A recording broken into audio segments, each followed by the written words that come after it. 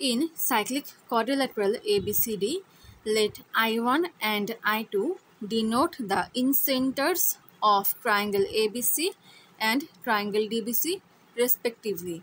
Prove that I1, I2, BC is cyclic. আগে একটা circle draw করব, তারপর সেই সার্কেলের ভিতরে একটা কোয়াড্রিল্যাটারাল ড্র করব প্রমাণের জন্য।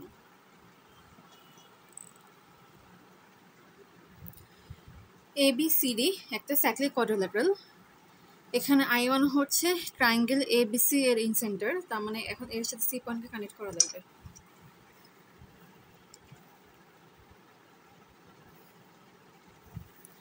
এরপর হচ্ছে I2 হচ্ছে ট্রায়াঙ্গেল DBC এর ইনসেন্টার, তার মানে ডি এর সাথে বি পয়েন্টকে কানেক্ট করা লাগবে।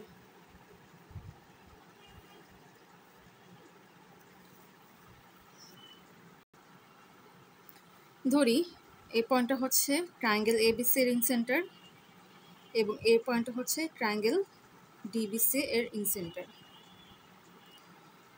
এখন I1 এর সাথে বি পয়েন্টকে কানেক্ট করব, এরপর I1 এর সাথে সি পয়েন্টকে কানেক্ট করব, এরপর I2 এর সাথে বি পয়েন্টকে কানেক্ট করব, এরপর I2 এর সাথে সি পয়েন্টকে কানেক্ট করব।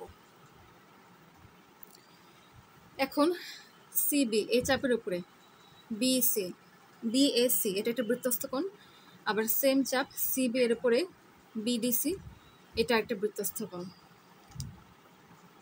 সিবি এই চাপের উপরে বিএসি এটা একটা বৃত্তস্থ কোণ, আবার সিবি এই চাপের উপরে বিডিসি এটা আরেকটা বৃত্তস্থ কোণ।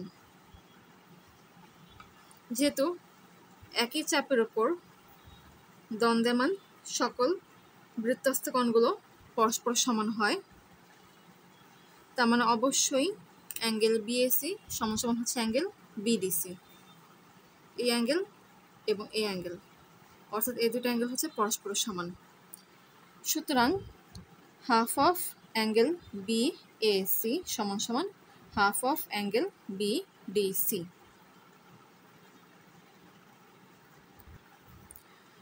এখন এবিসি এই ট্রায়াঙ্গেলের ইনসেন্টার হচ্ছে I1, সুতরাং অ্যাঙ্গেল বি I1 সি এই যে এই অ্যাঙ্গেলটা এটাই কষ্ট হবে 90 degree plus half of angle BAC এই অ্যাঙ্গেলটা।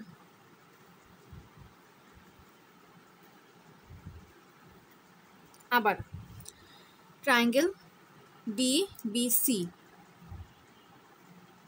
এই ট্রায়াঙ্গেলের ইনসেন্টার হচ্ছে I2, সুতরাং অ্যাঙ্গেল BI2C অর্থাৎ এই অ্যাঙ্গেলটা, এই যে এই অ্যাঙ্গেলটা BI2C এটার কষ্ট হবে 90 degree plus half of angle BDC.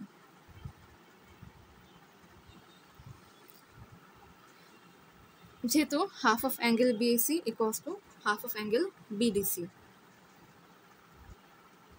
যেহেতু এই দুটো অংশ হচ্ছে পরস্পর সমান, তার মানে অবশ্যই অ্যাঙ্গেল BI1C ইকুয়ালস টু হচ্ছে অ্যাঙ্গেল BI2C। অর্থাৎ খেয়াল করো BI1C এই অ্যাঙ্গেলটা এবং BI2C এই অ্যাঙ্গেলটা, এরা দুটো অ্যাঙ্গেল হচ্ছে পরস্পর সমান।